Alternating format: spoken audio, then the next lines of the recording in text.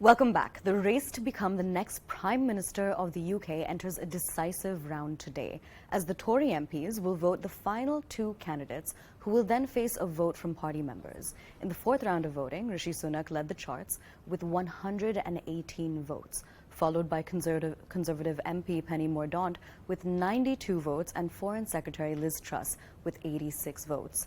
Now, the votes today will decide whether Sunak will face Liz Truss or Penny Mordaunt. Now, essentially what we're going to do is give you a small look at what the voting numbers were in stage 4. This is the fourth round of votes, and it took place late last night. Essentially, now for Rishi Sunak, the ex-chancellor of the UK, remember he resigned from his post when that entire debacle with the ex-prime minister Boris Johnson happened. Now, in the fourth round, he got 118 votes. Now, essentially, the next candidate, who is a close runner-up, because in all of the rounds of voting, she essentially has remained the second highest in terms of votes. Now, in this fourth round of voting, she's a conservative MP. She got 92 votes. There is still quite a bit of a gap between the votes that Penny tends to get and the votes that Rishi tends to get.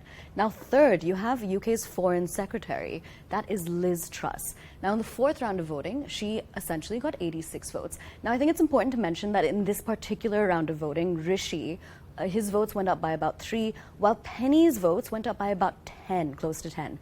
And essentially, we're seeing a bit of a rise when it comes to Penny's support from the Conservatives as well. Now, essentially, the fourth candidate, who is now out of the race for the UK Prime Minister, is Kemi Badenoch. Now, she is a Conservative MP, and she had 59 votes. Now, because that is the lowest amount of votes in this race, she has now been disqualified from the race for the UK Prime Minister's post. And the top three that remain are Rishi Sunak, Penny Mordaunt, and Liz Truss. Now, next, we're going to give you a very quick look at another piece of information, essentially about the counter campaigns that are going on against Rishi Sunak. Remember, he's an Indian origin.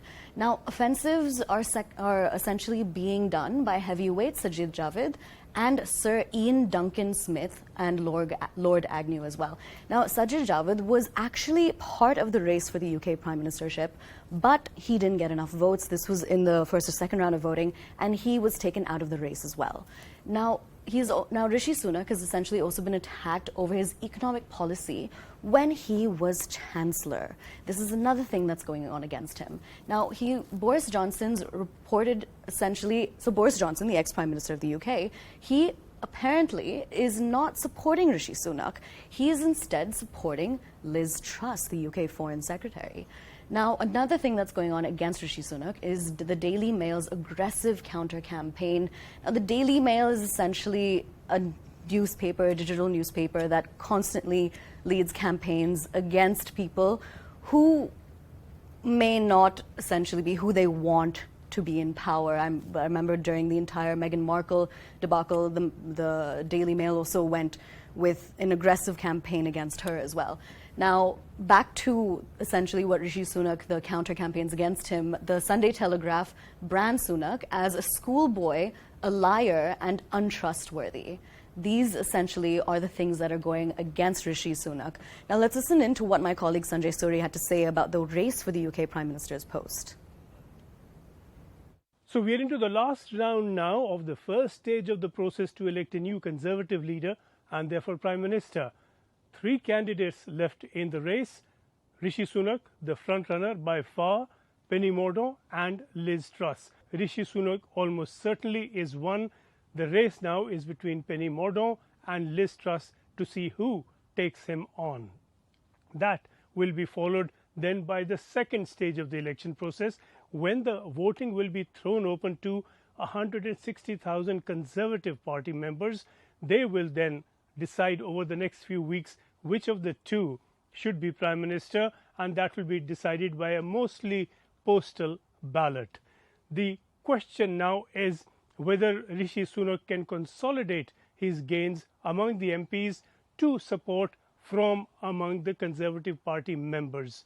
He is up against a lot of odds. He is up against, for a start, Boris Johnson, who has been campaigning against him through Liz Truss. He is up against a lot of the tabloid right-wing press that is coming up with an undoubtedly racist slant to its reporting aimed at him. But clearly, in the debate so far, Rishi Sunak has been head and shoulders above the rest. He is the only one who appears to know what he's talking about, and surely that message will get through to Conservative Party members. Rishi Sunak is in with a very strong chance to become the next Prime Minister, and is expected to cross the first hurdle officially later on Wednesday.